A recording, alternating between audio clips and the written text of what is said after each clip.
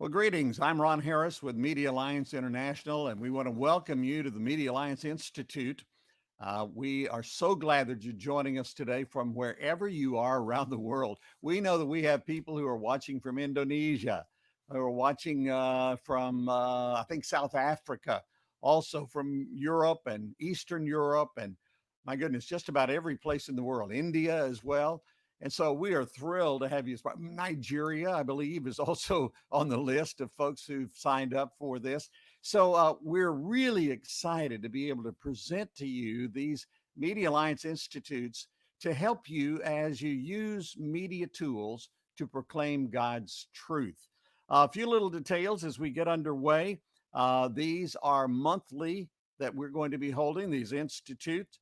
And by the way, next month, we're going to be talking about radio with one of the best consultants around the globe. She is well known for consulting here in the United States, but also teaches globally and has a book out. We'll talk about that a little bit more later on. Many of you have registered and hope you've downloaded the ebook that is available to you. This is what's available for you to download when you register. We'll have the information there. So if you register, you'll be able to download this from Nachi Lazarus, our guest today. If you have not registered, as you see on the screen there, we have a crawl that gives you the information.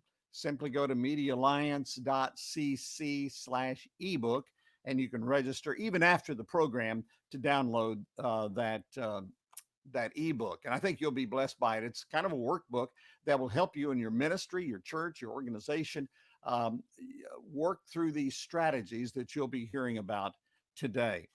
I wanted to mention also that Media Alliance has a weekly blog on leadership, media, and spiritual growth. It's called the Monday Memo, and it goes out on a Monday very early from our side of the world, but also reaches around the world on a Monday. And it's about a 2 to 3 minute read at most.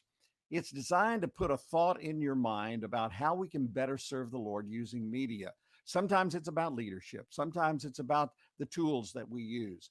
And many times, in fact, almost every time, there's a spiritual element to help you grow personally. You can sign up for that on our website, medialliance.cc. And if you want to read some of those, you can hit the button at the top that says blog and click on there, and there'll be several of the recent ones that are available to you. And if you scroll down to the bottom of our main page, you'll see where it says subscribe, and you can subscribe to the Monday Memo or even the newsletter that goes out quarterly, where we talk about what's happening around the world. So we hope you'll avail yourself of those opportunities there. Well, today we are delighted to have with us a personal friend, one that we've served with in India, Nachi Lazarus. Nachi is an author, he's a keynote speaker, a strategy consultant. He specializes in digital and social media marketing. His expertise now, particularly, is helping nonprofits and churches and ministries, NGOs, and social ventures to use online strategies for growth and for impact, and particularly of the gospel.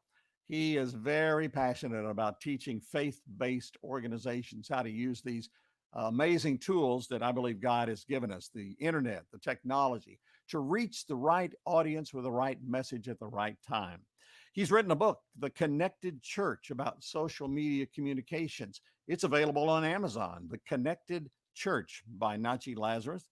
And he also has 19 years of experience in marketing industry. I believe he met his wife as they were studying for this years ago.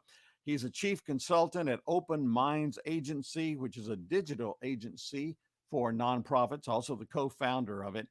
And he is a public speaker. He's been doing this for 15 years.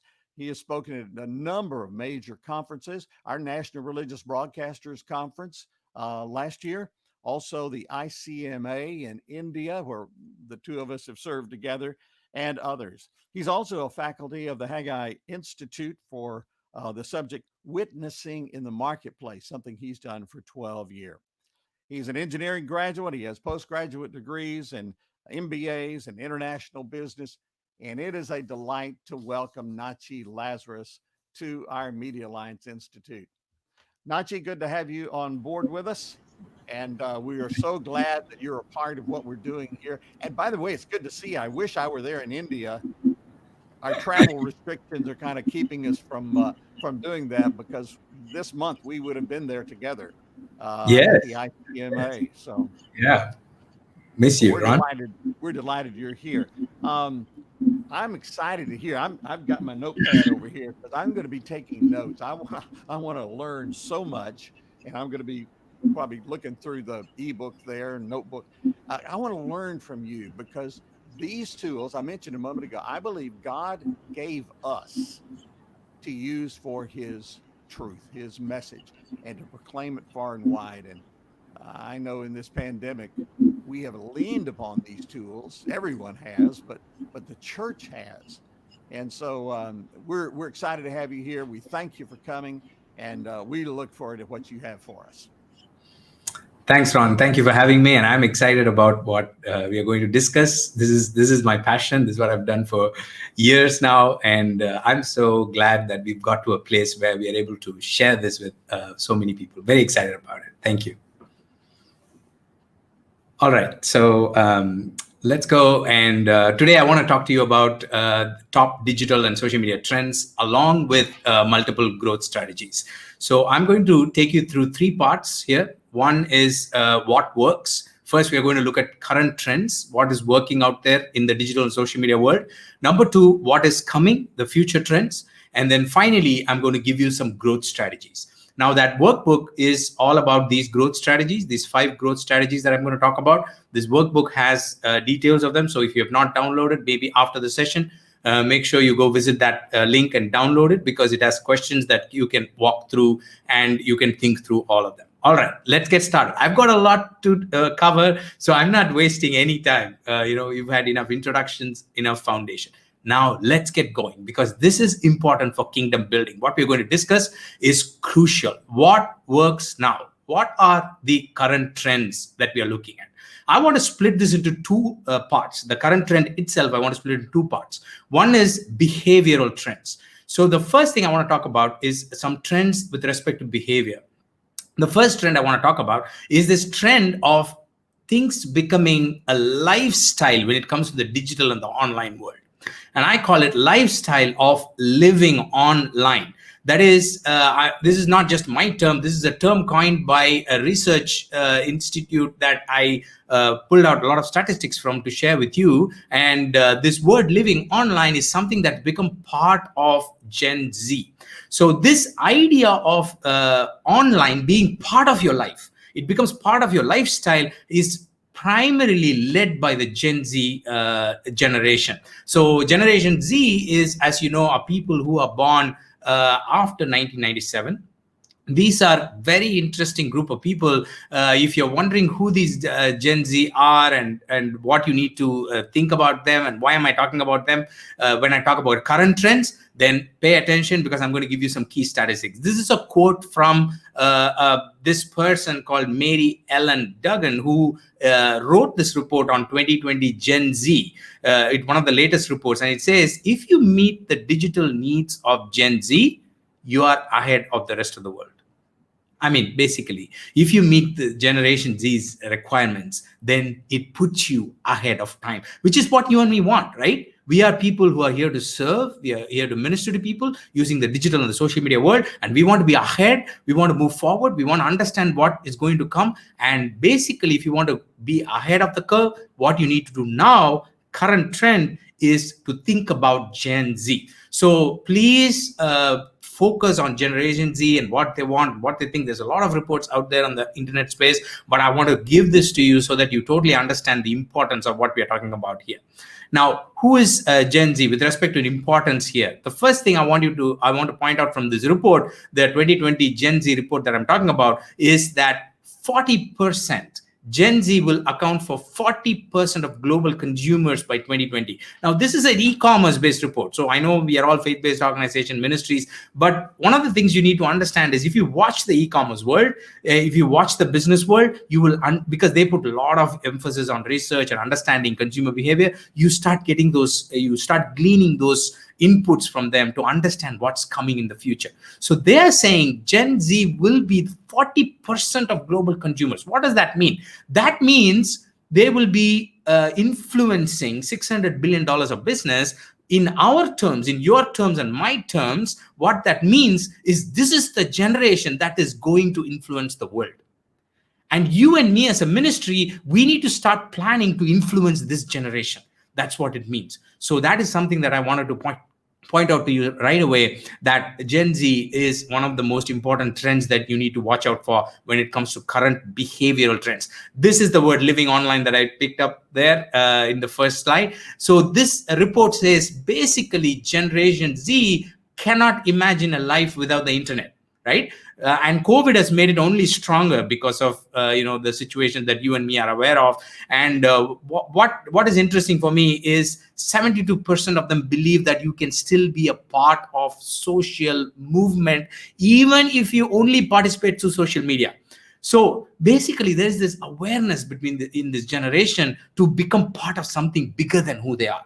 Which means as a ministry, as a nonprofit, as a church, you and me have the opportunity to minister to them, to serve them, to share things that will help them become better generation. So they are very open. They are very their minds are open. So if you and me make sense, if we are relevant, if we absolutely minister to them in the most relevant way possible, they are willing to listen. So I just wanted to point out that to you. And as you all know, here is the interesting part as well. 58% can't go without internet access for more than 4 hours. Like they don't know what life is without internet, just for 4 hours, and they get kind of tensed without having connectivity. So that is the Gen Z. Key drivers are work culture, with Zoom calls and everything in the COVID time.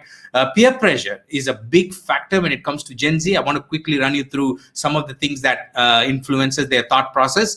Habit formation. They have formed certain habits which were non-existent in the last generation, which is Netflix and buying on Amazon and so on. And connectivity, they are perpetually connected, and cheap data is only making it better for them to do that. And finally, devices, their smartphone, their smart speakers, Alexa and everything is just making the whole thing possible. So just wanted to touch on that. The second thing about current trends is the availability of extra time. So if you look at the behavioral trends at this point, this is a research most of you are very aware of. This is a research by We Are Social. They release a research report once in a few months, and this is the latest one, July 2020.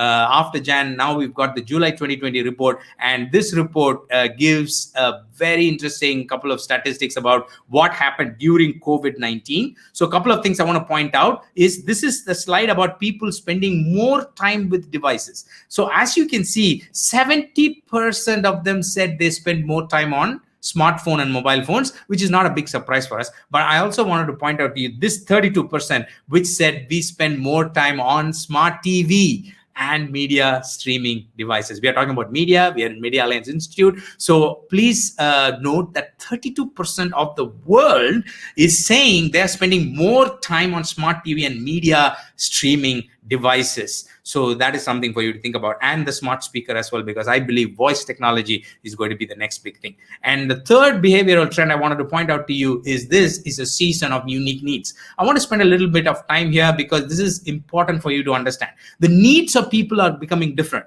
See, what is a ministry? If you look at the word minister, it basically in English, it means meeting somebody's needs, right? To serve. That's what is to minister. And the word serve means to meet somebody's needs. But if you don't understand somebody's needs, how are you going to meet them? So it's important for us to understand the needs of the people that we are serving. So that is why this model is very important. This is not from me. This is from YouTube. All right. YouTube released a recent report, is as recent as August last month. This is about human needs model. They say there are 3 big human needs that has evolved during the COVID season. One is identity, another is self-care, another is social connection. So these are the 3 big needs that YouTube talks about. This report is called Watching the Pandemic. If you want to check it out, you can Google it, download it, and look at it. I highly recommend you do. It's a very interesting report. And I want to show you all the interesting graphs from this. Now, first graph itself, it talks about the rise of YouTube watch time. So as you can see, this is before the pandemic. This is after the pandemic. You can see how much the graph goes up in terms of views. I mean, YouTube has significantly, incredibly increased its views. I mean, if you see before the pandemic, even this was, billions and billions of people. And now look at how much viewing time has increased. So that's what has happened. But here is the interesting thing. Watch. You know what people are searching for on YouTube? YouTube is the second largest search engine. And this report lists down a few of the top trends that people are searching for on YouTube. And one of the top trend is right at the top is yoga. People are mentally stressed. There is a big need out there. Listen carefully, listen to me, because unless you understand the need, you can't minister to people in relevant way. Because you go out there as a minister and you say what you want to say, that's not going to connect with people. What's going to connect with people is what makes sense to them. So that is yoga right there. Guided meditation. Look at how it is growing all over the world. Guided meditation has grown significantly inside YouTube. So what am I saying? I'm saying this is a new season with new needs. That's what I'm saying. The first is emotional. People need assurance. They're stressed out. Mentally, they need information that could keep them at peace. Relationally, they need love. And financially, they need knowledge. And professionally, they need stability. These are some of the trends that I'm seeing. I've just pulled it out of different research reports and given it to you just as a short form. So those are the top 3 behavioral trends that we are talking about. Hey, Nachi, let me jump in there because this is phenomenal information, but it may be raising some questions for people. And I meant to mention earlier that on Facebook and on YouTube, you can make comments as you watch and send questions to us, because we're going to have a Q&A at the end, and we'll kind of pull those questions from those that you send in. So go ahead on Facebook Live and on YouTube on our internet, our MEDIAlliance International Institute channel.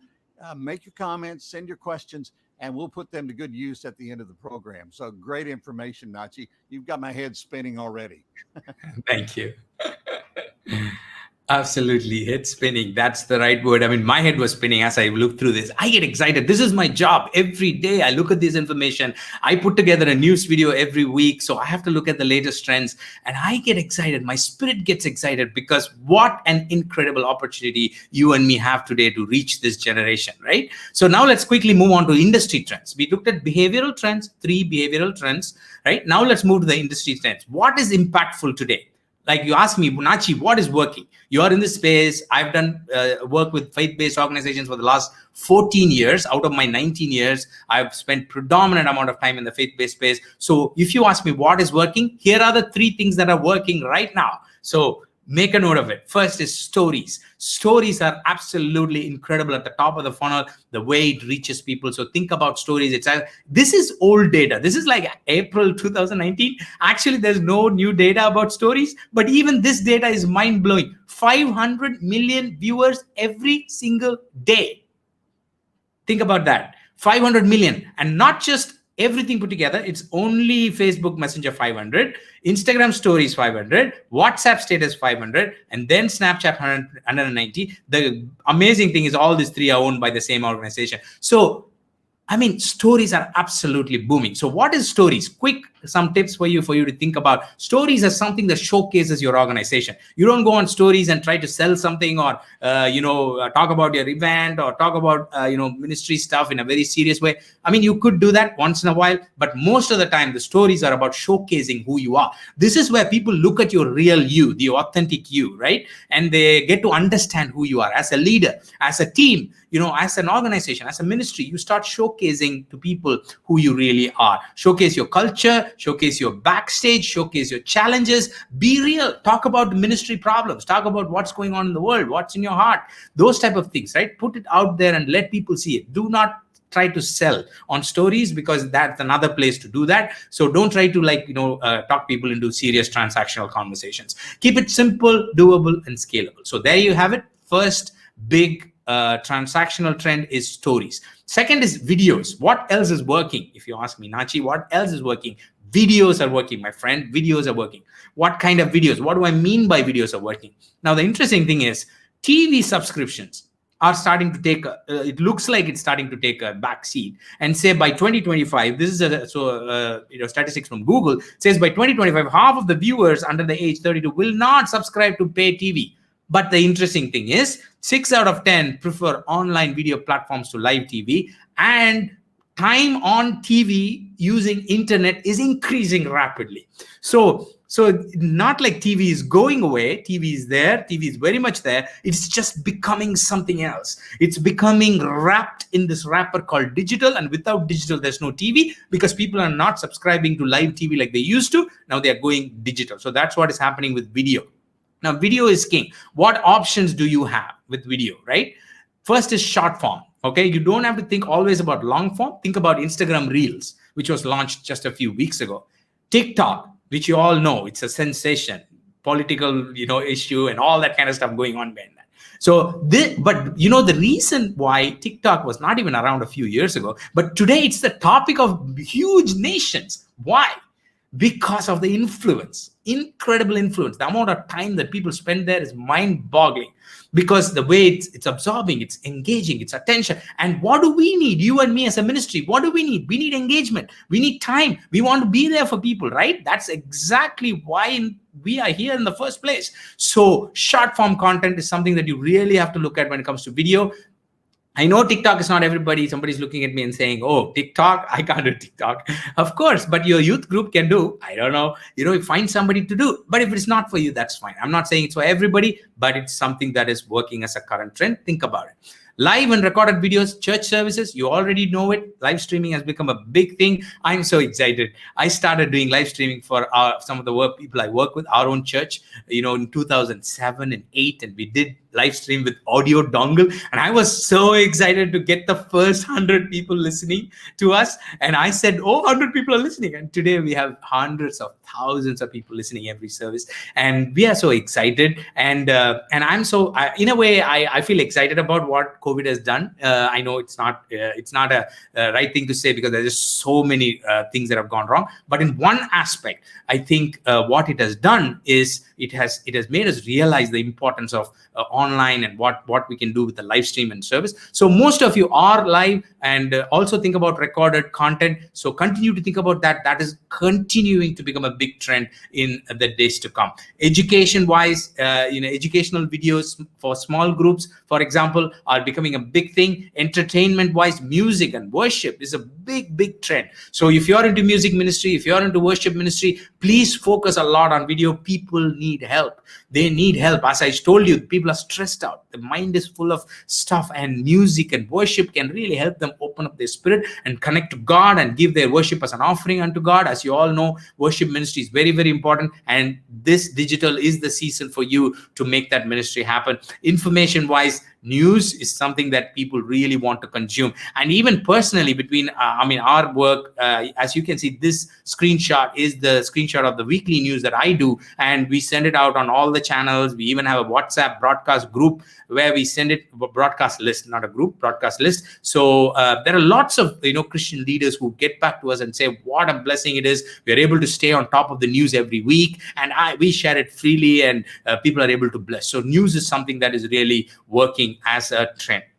Number 3 trend is hyper-local search. What do I mean by hyper-local search? It is really getting into your local area. See, when people come near your church or near your organization, near your ministry, what are they doing? They're picking up the phone and saying, what is near me, right? Through their search, through their maps. How many of you use voice-based, right? You just say, hey, Google, what is near me? And Google answers you. Or you say Siri or whatever that is that you're using. Voice-based search and on maps is absolutely booming. And this is a big trend you would probably need to focus on as a ministry currently to reach out to people, because you will be surprised. I mean, some of the reports that I get from Google My Business for the organizations that I work with is incredible. Hundreds of thousands of people are getting to know about the organization through Google search. So search is not just an old story. It continues to be a very important form. People search for the type of work you do as a ministry. People search for near me. If you're a local church or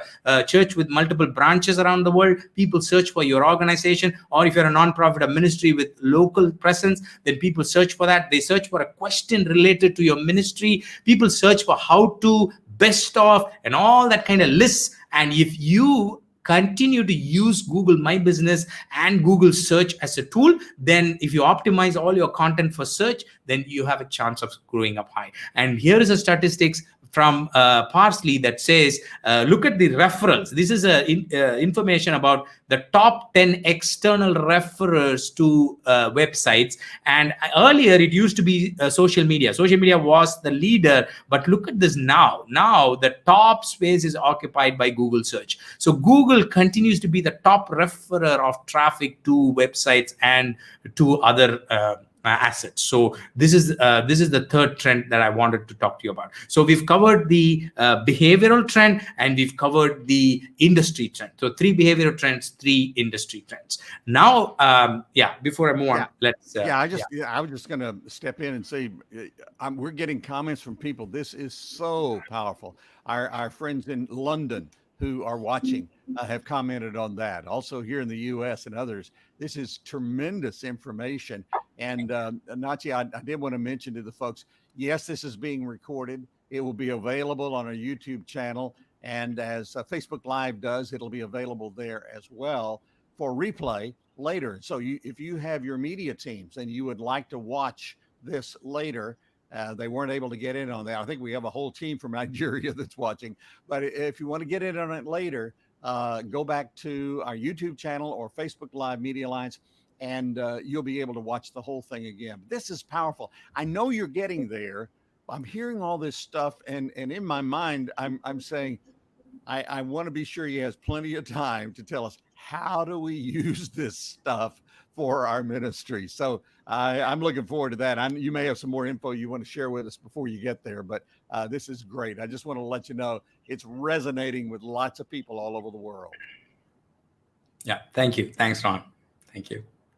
Yeah, absolutely. We are going to get into the what you can do part. But before that, very quickly, let me cover the future trends, because what is coming in the future is something that you need to pay close attention to. The first is the dominance of private media. I'm going to spend most of my time here. The other 2, I'll just quickly run through. You can, get back to me, ask questions later if you like. But this is important. So I'm going to spend at least the next 5 minutes on this. So stay with me. This private media business is something you need to really, really understand as a ministry, because this is the next big thing, my friend. This is the next big thing. Currently, it's already big, but it's not as big as it is going to get in the next 5 years. Mark my words, this will be one of the biggest things you will see in the next 3 to 5 years. So pay attention to this. All of you know, Messenger, WhatsApp, Instagram, direct messages, these are all booming, and people are increasingly spending time talking to each other and connecting with each other. So I want to give you a back-end picture of how this whole thing started, the growth story, very, very quickly. It all started early 97, even earlier than that. Just as internet and social media was starting to boom, and this was the time I was just trying to finish college, and we were getting out, and I was so excited. I created my first email ID and things like that during this time. So it all started back then. Anybody remembers this thing that you're seeing in the screen? AOL. What is this? This, I tell you, if you go look it up on the internet, this is one of the first versions of social media. Okay, people were able to talk to each other. They were able to talk about stuff. They were able to, get on groups and things like that. And there was in early 1999, there was Yahoo Messenger. You remember Yahoo chat rooms, right? Things like that. This is the early version of social media. So today, when we talk about Messenger and WhatsApp and other things, we think it's a new thing. It's not a new thing. This is how it all started. Okay, social media originally started with small groups getting together and talking about things that they like to talk about, connecting with people, one-on-one, personal conversation. This is how the whole thing started.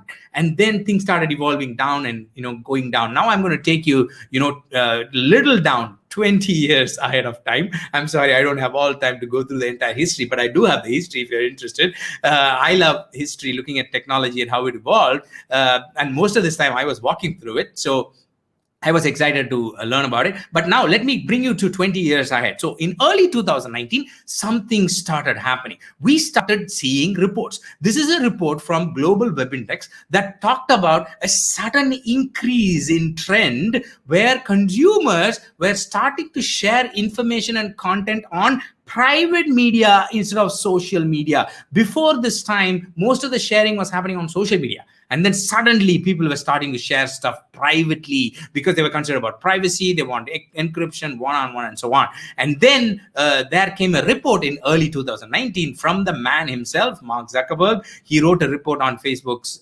blog, and he talked about a few important things I want you to note. He said, we are taking positions on important issues and the future of the internet. Look at the word that he's using, future of the internet. That's why I'm spending a lot of time on this. And what is the future? The future of communication will increasingly shift to private encrypted services where people can be confident that what they say to each other can be secure. Do you feel like that? Do I feel like that? Absolutely, right? We want to make sure that when we are chatting, nobody else is listening. We want a secure, environment. And then he says that's why we developed WhatsApp.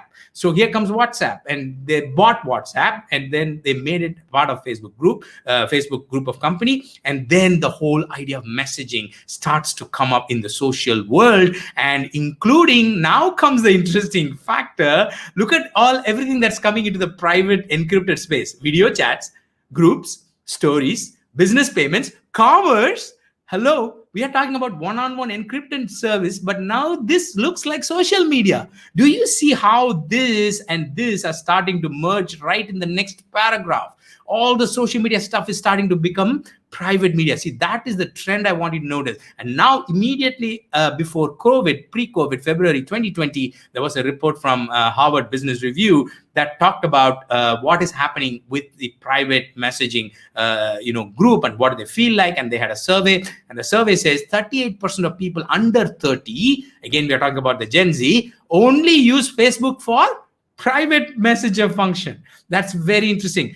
The Gen Z is on Facebook. Yes, they are on Facebook. But why? Not for the other reason, only to use private messaging. That is how important private messaging is. And I want you to think about it from your ministry perspective. And in July 2020, I don't even know if we can call it post-COVID yet. It's still, many parts of the world are still being affected, and it's still an issue.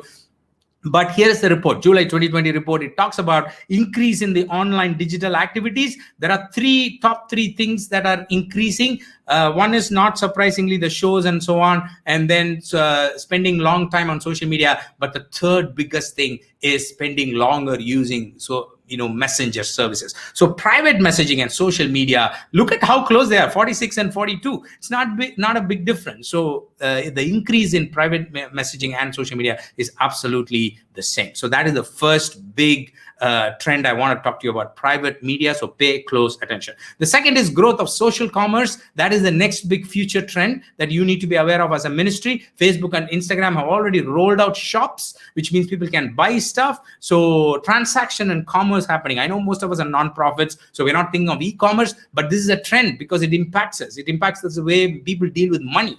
It impacts the way people give donations and people deal with nonprofits. So think about this and also look at it as a trend. Facebook Pay is rolling out to select group of countries around the world, and Facebook Pay is already is right at the center of all that Facebook does. And WhatsApp Pay is already rolled out. This is a screenshot from Brazil.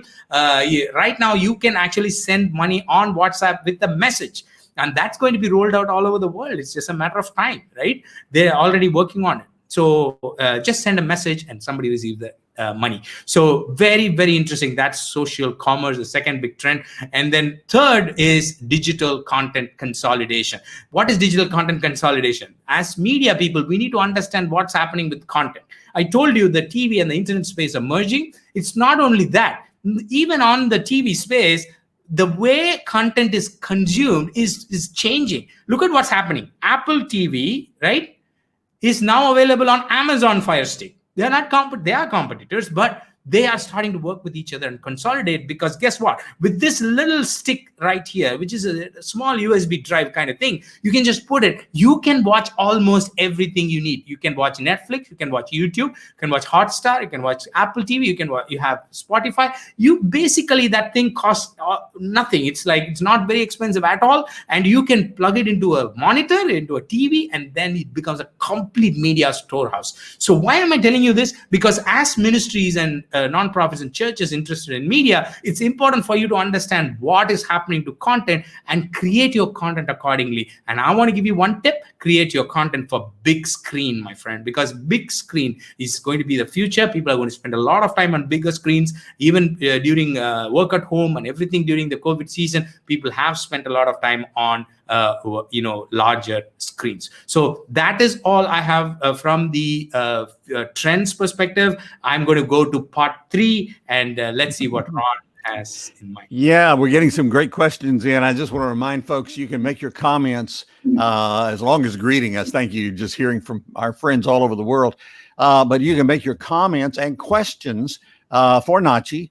And Nachi, when we get down near the end, I want to be sure people know how to contact you personally so that you can share some of this information one-on-one with their ministries, because this, again, is just phenomenal information on that.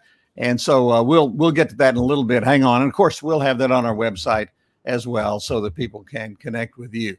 All right. So I'm out of breath, with all of this stuff coming our way, and I'm seeing the value of it because I'm doing the same thing. I'm probably not Gen Z. Whatever. I think I fell off the alphabet on that. But, I'm doing the same thing. I'm ordering on Amazon. I'm watching things on my Roku enabled big TV and YouTube stuff and all that.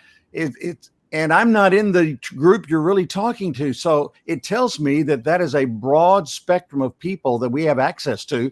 Even though it may be driven by Gen Z, we are all acclimating to this whole new digital world out there. So, all right, application time.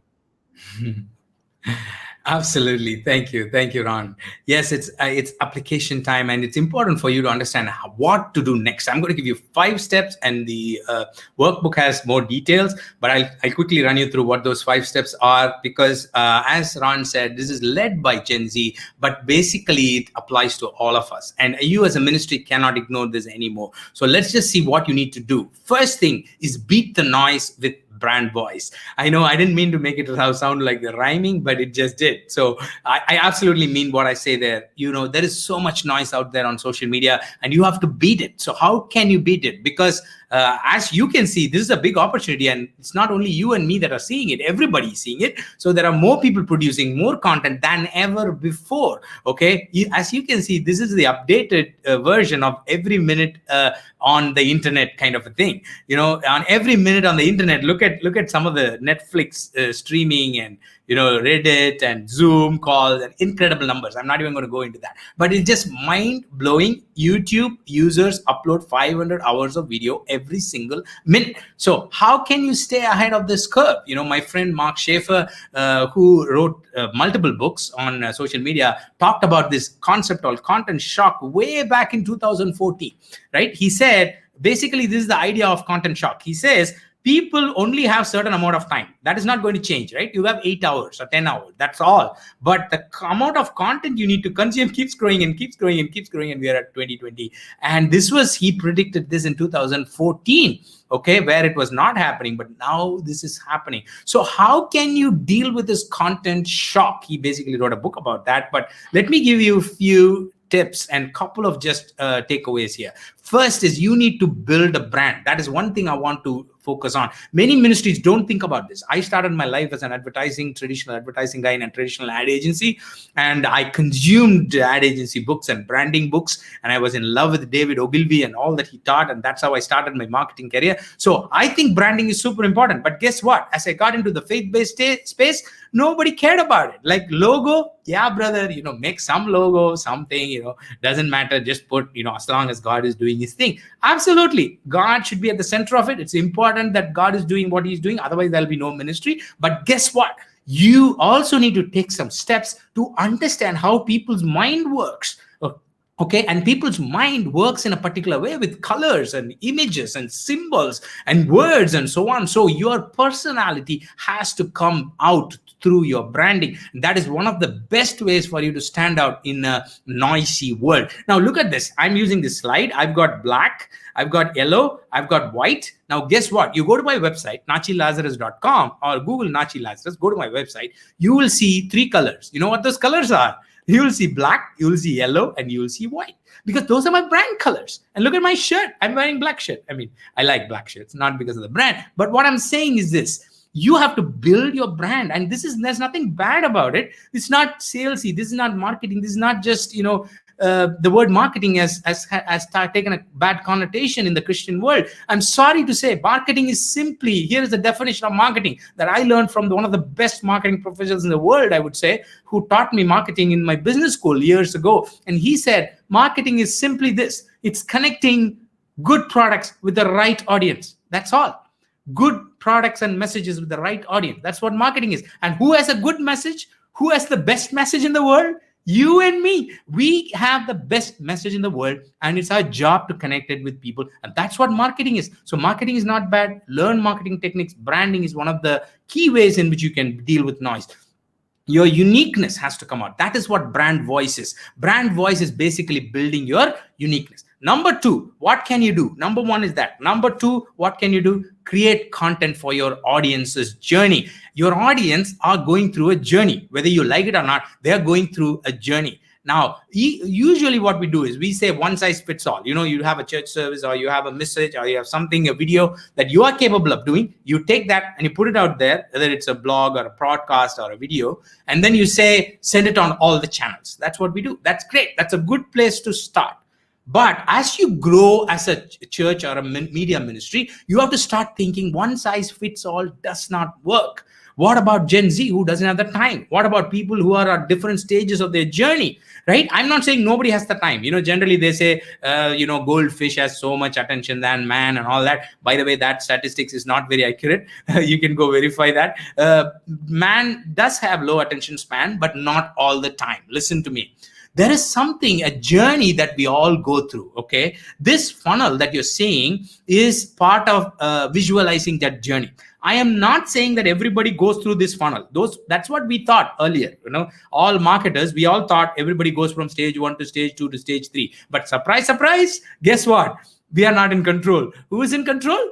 The audience are in control. So they will be here if they want, and then they'll jump here, and then they'll jump here, and then they'll jump back here. It's up to them. That's fine. But what I need to understand, why am I still using this visualization, is because these stages are still true. Now you can find your audience in one of these journeys, right? One of these locations. Think of them as a map, right? These are the locations of the map. So each of your audience is in one of these locations at any given point in time.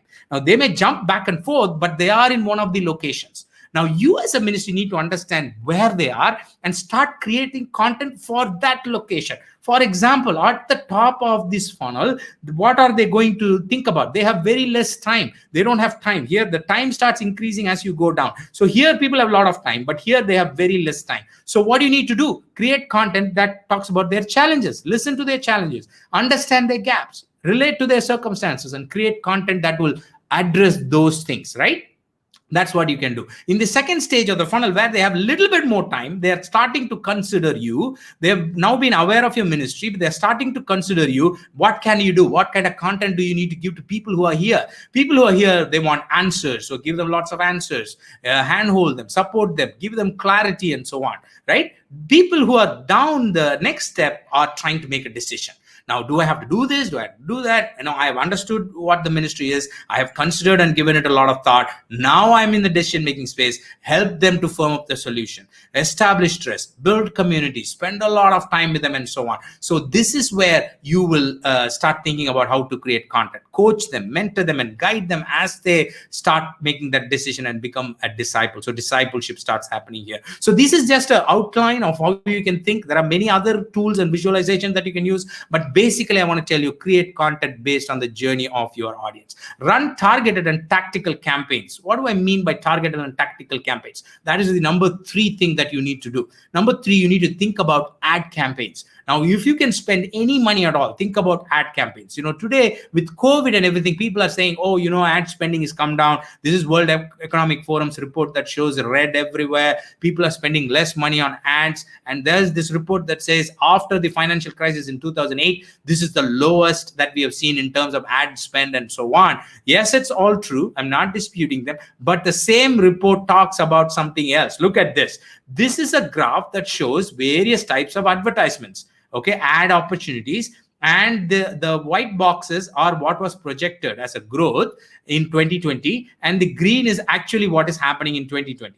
Look at everything. Online classified TV, radio, everything is going down more than what it was projected. But look at these guys, social media, online video, online display, they are going up. They are not as much as what was projected, but still they are on the rise. So goes on to show you that how important it is for you to think about advertising. Okay, I want to give you a live example of a targeted campaign here. Okay, this is a live example from my work with this organization, MII, Media Impact International, which is an incredible organization that works in the ministry space. I lead their marketing and also help them in the India operations as the lead. And we ran this. I have their permission to share this in this webinar. And this is a campaign called Worry Free Life campaign that we started to address one of the needs in the journey level of people. So we started this campaign to help people get out of their worry in a particular market. And what we did is we started off with awareness, and we went into the consideration, and we went into decision and discipleship phase, all of these things. And the way we did it is, just to give you a breakup of the actual way in which it was done, is to start with paid ads at the top, and then reaching out to responsible middle-aged adults who were worrying about their life, right? So you have to target.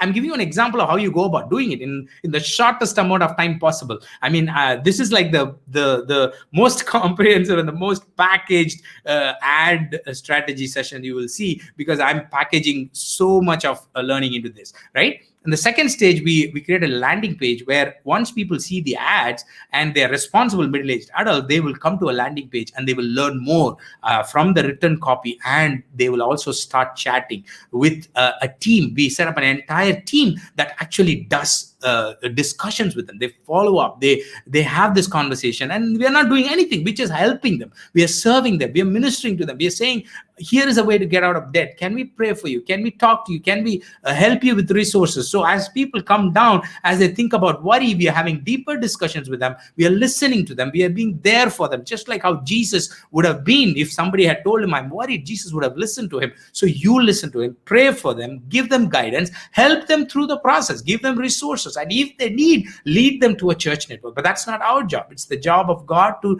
put it in their heart, whether they need to go to that last step or not. But this is basically how you run a targeted and tactical campaign. So what I'm saying is, never try to do just boost or, don't do advertisements and put money in advertising without having a proper strategy like this that goes through each part of the journey that your customer is going through. Because today, with all the time that people have, there is a higher ad inventory with every single advertising organization. Like Facebook has a lot of inventory because more people are there. What does that mean? If more people are on Facebook, there's more time for them to watch ads, right? And absence of big brands opens up opportunities, and relevant and timely ads are going to help you. Number 4, I'm going fast here, just 2 more things and I'm going to go wrap up. Number 4 is bridge content. What do I mean by bridge content?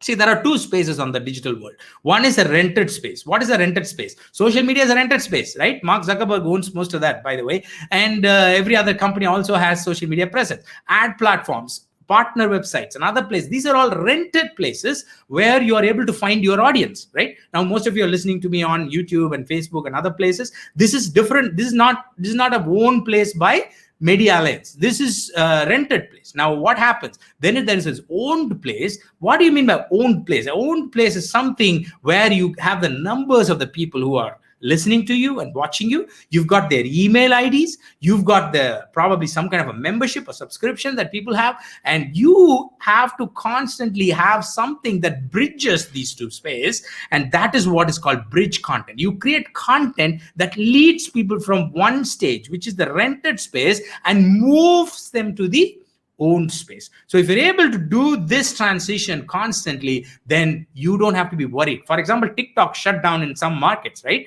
They just closed down. And if you did not have this owned space, you would have lost people. So bridge content, some of the bridge content ideas: resource download, app install, sample videos, video shows, event sign up, special offers. These are things that help you to move people from rented land to your own land. All right. So probably one of the example, this is an example journey, but I'm going to quickly skip this for lack of time.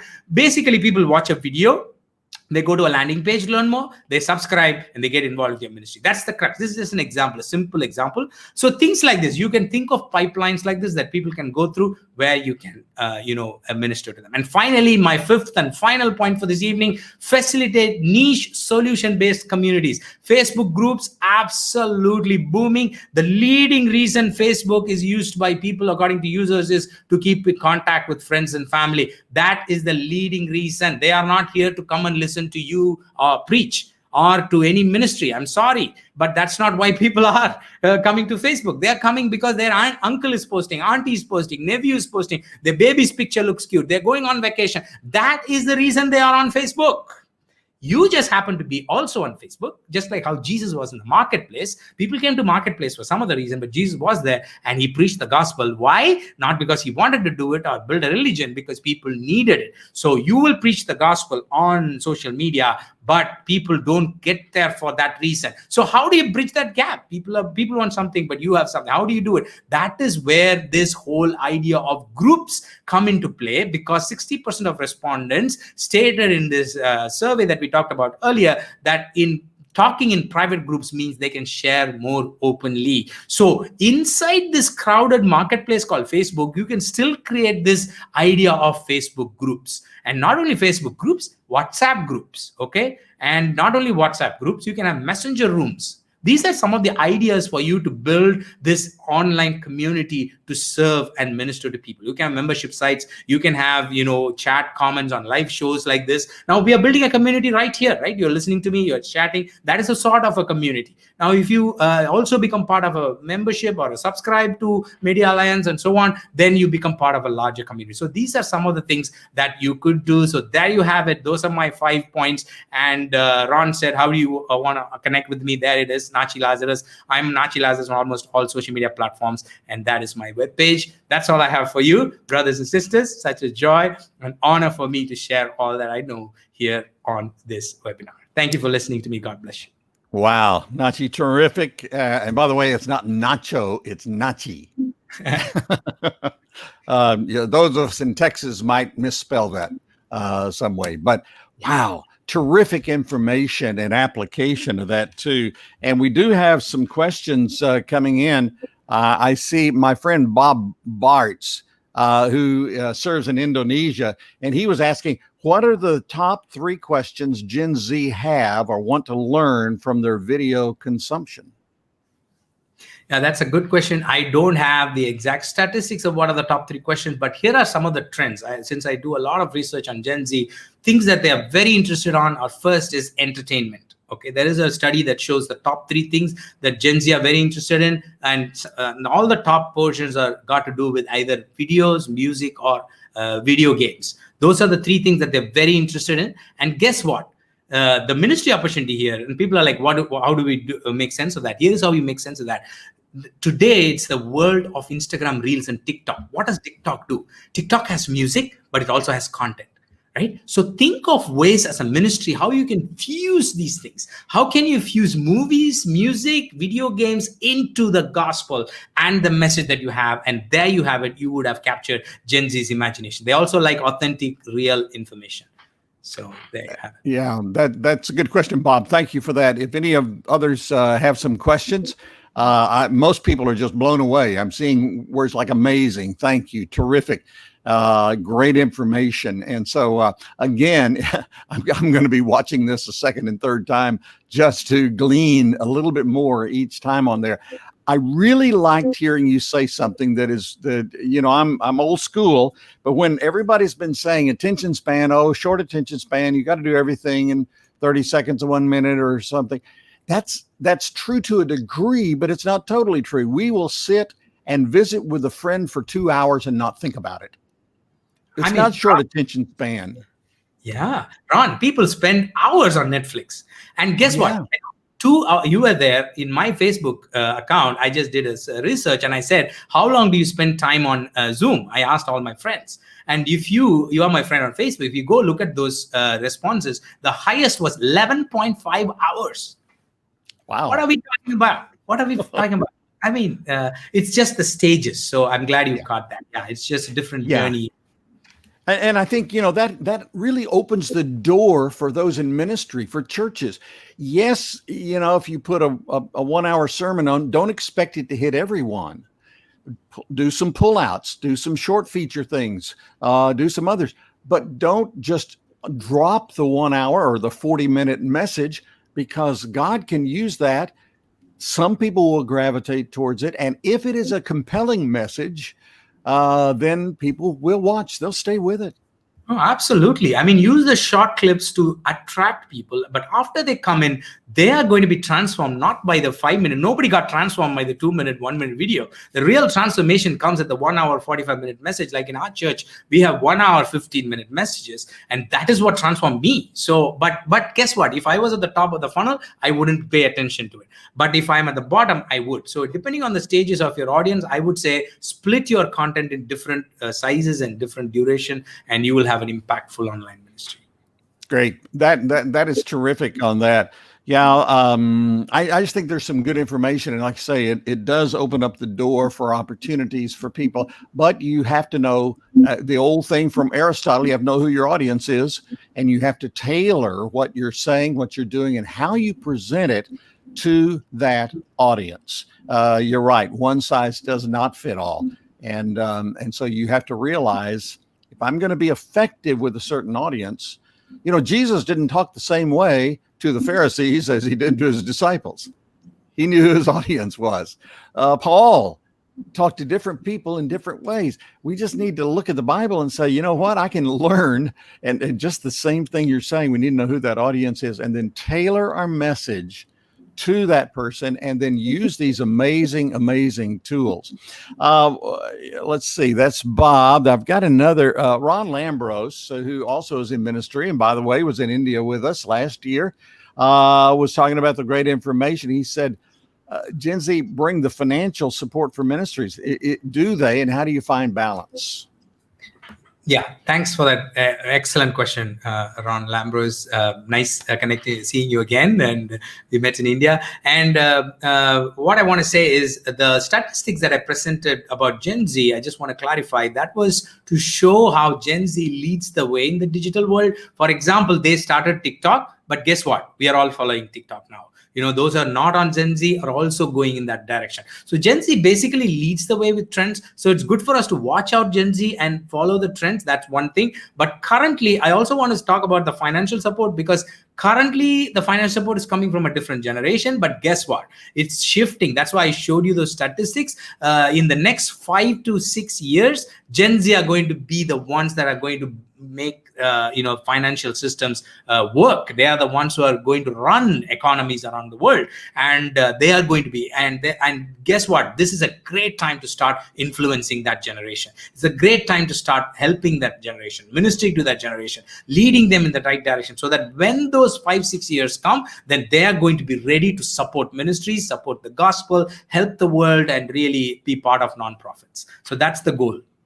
And I like your concept of the audience journey, that we pick them up at some place, and if we're wise, if we're strategic, then we walk them to the next place and the next. And we have to be engaging. By the way, in 1 month, we will have Valerie Geller, who's one of the top consultants in radio. The 3 things she talks about the most are: 1, tell the truth in her communication. This is radio, podcast, but it applies to so much. Tell the truth. Make it matter. Be sure it's important. And number 3, never be boring. You want to keep your audience, not lose them. And so that really puts it back on us as communicators to really have our act together, think about who the audience is, tailor the message to them, be energetic, share that in such a way that the people grasp it and want more. and then you can walk them down that journey to the next step. So I love that concept, Nachi. Thank you. Thank you. All right. Let me see if we've got some others there. Yeah, we've got several people who are making some good comments. Some of them said to create the video more interesting, all the things that need to be added into that video. My thought is you can't do everything at once, can you? No, you can't. In fact, I would say do just one thing. Okay. Have your video about one simple thing, Selvam. What I would suggest is have a very good, all videos have four interesting, online videos have four key parts. The opening piece, where you talk about what you're going to talk about the rest of the video. Like if I come and give you an introduction about this, I would simply say, I'm talking about the top trends and growth strategies you don't want to miss. That's it. 30 seconds. I've given you a crux of what I'm going to talk about the next 1 hour. Start with that. Then go into the introduction, have the meat, and at the end, close with what you want people to do as an action. So this is like a simple formula, but at the same time, I agree with Ron. You can't pack everything in there. Have one message. Somebody said, if you want to preach a 3-point sermon, have one theme in it anyway. So yeah. Have at least 1 point, right? Yeah, you may have 3 points, but have at least one for sure on that. I loved what you said about marketing as well. Back in the old days, public relations had a bad name too. And I would talk to pastors and I would say, first of all, just dissect the name public relations, relating to the public, relating your ministry, your church, relating it to the public. How do you go about doing that in an effective way? And I would tell them, if the paint is peeling off the walls of your church, that's poor public relations. Do something about it. If the grass out front needs to be trimmed, that's not good public relations. So do something about it. All those things. But your idea of marketing, tell me that again. Good products. It's good product or messages being connected with the right audience. So the key word is good and right.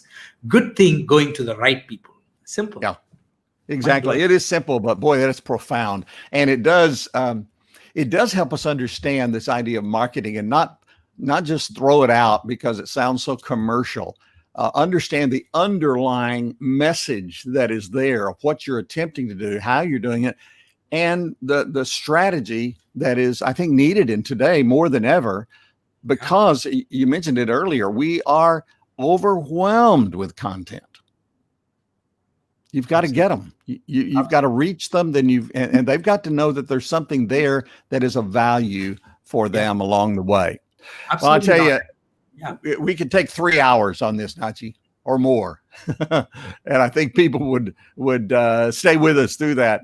We've had people literally from all over the world. You mentioned Brazil earlier. My friend Isli has been watching from Brazil and others. And I know that as this replays in other time zones, that we're going to be seeing many, many more people along the way. So I want to thank all of you for your comments, for checking in with us on that. And I wanted to let me get down here. Yeah, I wanted to let you know that coming up in 1 month, I mentioned it earlier, Valerie Geller has written the book called Beyond Powerful Radio, and it includes digital podcast, things of that nature. Valerie is literally world renowned in this area, but she is one of the top consultants to those in news and those in personality radio in the U.S. And her book has been a staple item for several years now, updated a couple of times. I use it as a textbook in teaching radio. There's so much good information there. So Valerie's going to join us in 1 month. We'll have her October 6th. And I hope those of you, whether you're in radio or just are putting together content, I think there'll be great value for you there. So we hope you'll join us on that. Nachi, thank you once again for your time. I'm glad it wasn't 3 a.m. for you. It's a reasonable hour for you to join with us on that. Any final words from you? Well, all I want to say is thank you, Ron, for this opportunity. Thank you for all that MEDIAlliance does, and really appreciate the ministry that you do. I also want to encourage people who are listening to us. I just want to say, like I told you, it's a good message being connected to the right audience, and you and me we are vessels that carry hope for this world. And more than any other time in our history, people need hope. and they just don't know how to find it. And digital marketing and social media is the way that can help you connect to those people. So please give all that you can to this medium, learn all you can, and go all out and bless those people. God has already given you the message. All you have to do is figure out a way to take it to the right audience. So God bless you. May God continue to guide you. Thank you. And be sure, if you have not registered to download the ebook, be sure and go to do that. MEDIAlliance.cc/ebook. And there'll be an opportunity to sign up for that. Crawl is up there again so that you can see that, because we want you to be able to receive that and use it as a workbook as you work through with your ministry, your organization, just yourself personally. How do I present what I'm doing in a better way, more effective way with today's digital worlds, and particularly understanding the mindset of the people you're trying to reach? We used to call it psychographics. What are the people doing when they're tuned into you? Where are they? What are they watching on? And so those things are extremely important. The workbook will help walk you through some of those and get your mind going in the direction of using strategic thinking as it relates to today's digital world, digital tools that are available to us, social media and otherwise. Well, once again, Nachi, thanks for being with us. Thanks to all of you who have come along and joined with us. We thank you for being a part of this MEDIAlliance Institute. Hope to see you next month on this as well. And oh, by the way, I mentioned earlier, if you want to sign up for our weekly blog, you can do that at MEDIAlliance.cc. We hope you'll do that so that we can share some insights. Nachi, it's one thought. I take that from you. One good thought that we share with people on a Monday, and we know that'll be a blessing to you. God bless all of you. Thank you. And may God be honored by all that we do as we share his truth. Thank you. Bye-bye.